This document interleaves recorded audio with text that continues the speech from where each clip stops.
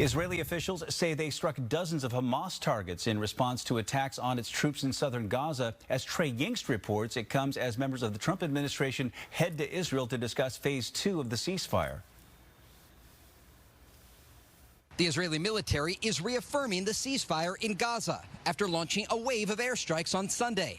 The IDF says the strikes were in retaliation for an attack that killed 2 of its soldiers operating in Rafah. Hamas says it has no communication with fighters in that area and accused Israel of violating the agreement. Terrorists fired an anti-tank missile and gunfire towards our troops operating in the area of Rafah. The IDF began striking in the area to eliminate the threat. The attacks marked the most serious escalation since the U.S. brokered ceasefire took effect, though President Trump says the deal still stands. We want to make sure that it's going to be very peaceful with Hamas, and we think maybe the leadership isn't involved in that, some rebels within. Special Envoy Steve Witkoff, along with the president's son-in-law, Jared Kushner, returned to Israel Monday to advance phase 2 of the president's peace plan.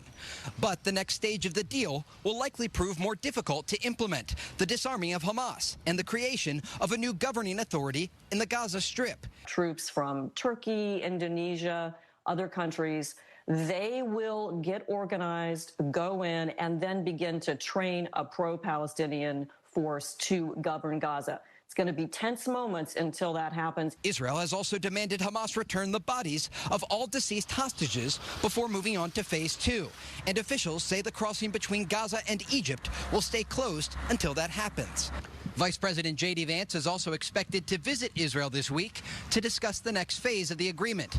In Tel Aviv, Trey Yingst, Fox 13 News.